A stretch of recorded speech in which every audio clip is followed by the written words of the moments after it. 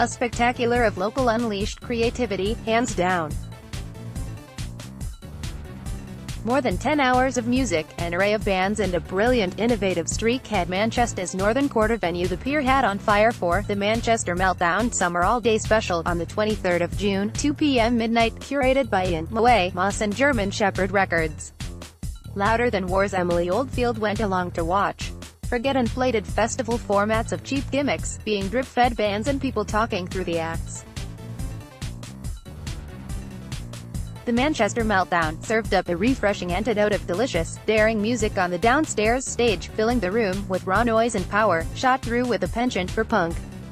It was an all-dayer of sound which didn't just inspire energy, it created it. And inspiration in itself. The event raised £40 through the sale of badges, with the proceeds going to Mary's Meals to help fight the food crisis in South Sudan. And for an event which offered a selection of bands, a performance piece from SOS and Matt Davies of Salford-based duo Factory Acts, 50% of the Prick Jaggers and DJ sets from Stephen Doyle, also of Salford City Radio, the audience were in for a treat. Early in the day was a set from the energetic, evocative five-piece Monkeys in Love, melting together slick social commentary with an impassioned sludgy glamour, amplified with props and wild projection. Lee were another early band, not just to get under the skin, but to sink themselves right in, with gutsy boardwalk-inspired grindcore from the self-described microchip axe murderer duo Rad and Boz, bringing sizzling speed and beats thanks to Sissy the drum machine. This was particularly profound, as one of their only gigs of the year, and as keen gig go-goer Neil Winward reflected, all three set were from 1988 to 92. They were labeled a grindcore industrial band, and they certainly showed that. Boz and Rad performed a set with vigor and skill, and showed they have not lost any of their excitement and hardness as a band. Head Shrinker was a prime example.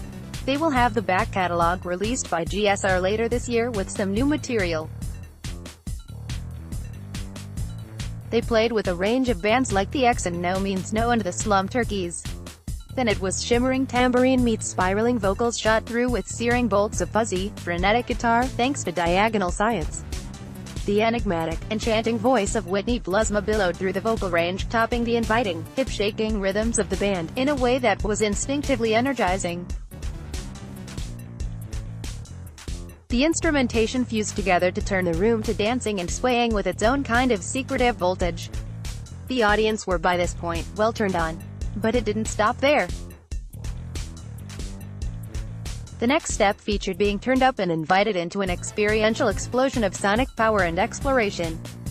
The world premiere of Are You the Singer? From SOS of Factory Acts, with on-stage contributions from Matt Davies, also of Factory Acts, whilst featuring voice recordings from a range of female artists from all over the world, including Whitney Blasma herself, Una Baines, Stella Zine, CJ Coleman and a number more. The aforementioned explorative quality was underlined in that this was a piece poised to inquire into themes of misogyny in music, the oft-asked question aimed at female artists, layered with assumptions. Are you the singer? A mini-zine-like program was designed to accompany the performance, showing the various responses to the question from the track's contributors.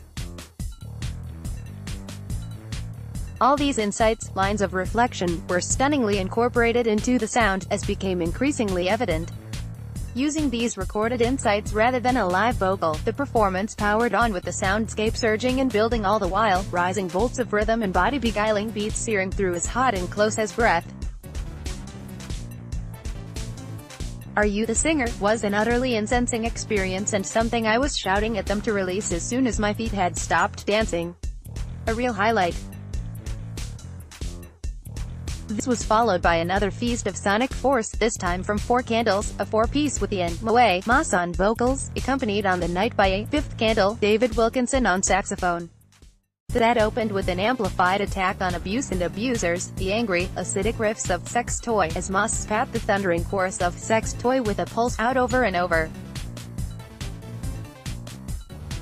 This was a forceful, frenzied treat of punkish power, as can also be heard on their latest Spiritual Rapture LP, out now on German Shepherd Records. The profound sounds of Chastity Belts and You Can't Be What You Pretend had the crowd bucking and thrashing, catapulted to new heights with the raw, raspy relish of sax searing through the mix. Wonderful.